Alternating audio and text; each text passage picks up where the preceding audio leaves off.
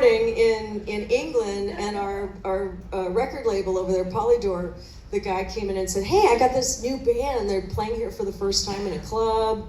You want to come see them?" And we're like, "Sure." We had nothing to do at night. We didn't know anybody. So we went and saw this guy and this band in a club in London. It was the Marquee Theater, Marquee Club. And God, what year was that? We were recording 85, yeah. And I'm watching this guy.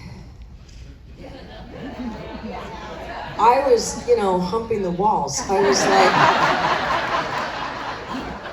he was just sex personified. He taught me a lot about how to just let go on stage, because that's what he did. And so then after the show, we went to the hotel, and he was having everybody in his room, and that's how we met more. So yeah, I mean, they were touring there, and we weren't there that long, so it was a very brief fling.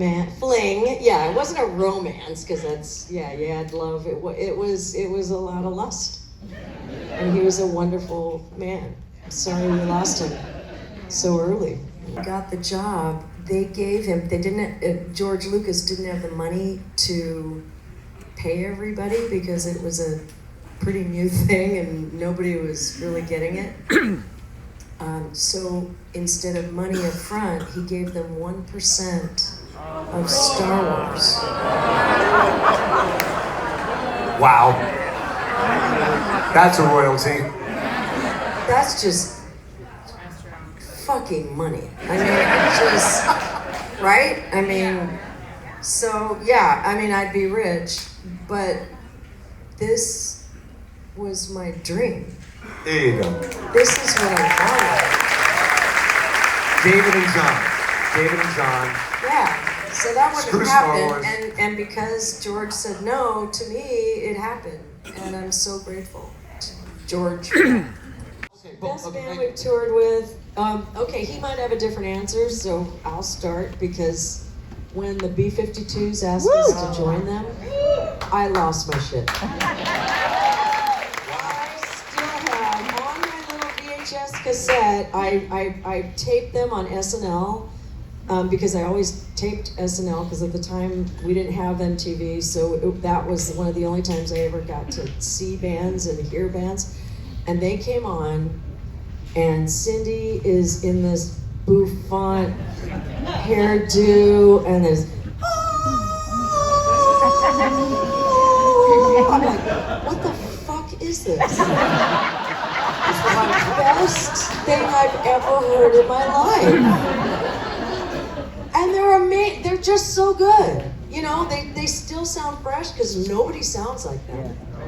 Exactly. And so as when things progressed, here comes my meetings with David Geffen telling me that I have to learn how to write hit songs, and meetings with other people with the same sort of perspective. And I was I hate being so serious, increasingly insecure, increasingly lost, increasingly not sure how to approach music. And then all of a sudden, I'm trying to do this, and they're still telling me, you don't write hit songs, what's wrong? Because even the idea of No More Words took Giorgio Moroder to turn My Something into a hit song, right? I didn't have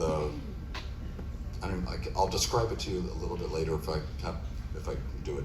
But anyway, that was a strain for me, because here comes Take My Breath Away, the big hit song that I didn't write. Right, so I went through the jealousy, I went through a little bit of bitterness at her. It really damaged our relationship on the last tour and the last album. Not her fault at all, totally my fault, because it was just me being lost, and then kind of jealousy. I think I was just jealous that something that had been pushed on me for years to get better at, suddenly just someone did it like that. And that's how good Giorgio is, by the way. He's amazing. And I just got kind of, I don't know how to put it, frightened for a few years. And it was hard on her too, because she didn't understand what I was going through at the time. And we had a real strained relationship that was, there you go. I just ruined your whole day, sorry. Then John called me and said, "This is this is crazy. Why are they asking us to do this? We can't do this." And I was like, "Oh, well, let's try it. Let's see if it would work." And your take? I'll just add in that I was a little afraid it was going to be a hack job, so I didn't. The initial reaction of why his reaction, why would they want us, was going through my head, and the conclusion I came to, they're going to make fun of us. So I was afraid of that, and my first call was to him, and I actually told him, if you don't tell me we can pull this off, I'm not going to do it. And so I just had to wait for him to reach what he was just talking about, which that understanding of how we could pull it off. Once he said we could, then I was in. But because not being able to pull it off would have made me feel like they were making fun of us, and that was why I was kind of paranoid. Well, I'm glad it happened, because I mean it was the We are cameras. too. I mean, it brought us back together. I sang the song and I brought it home. I said, "Mom, what do you think?" And she listened to it and she said, "Terri, if you're gonna sing a song like this, you gotta mean it. I'm not feeling that you mean this at all." I said, "Well, it's John. He's my partner. We're not fucking, so I don't know how to feel it." She said, "Well, you gotta figure it out." So I went into this book that had aphrodisiacs. It was an herbal book, and it said, what was it? Apricot brandy is an aphrodisiac. So I bought a bottle, and we went back into the studio, and I started drinking. The only time that I ever drank before a song, and we went in, and we sang it together again. And I came out of the studio and said, "How was it?" And everybody said, "It was really good." And then I passed out.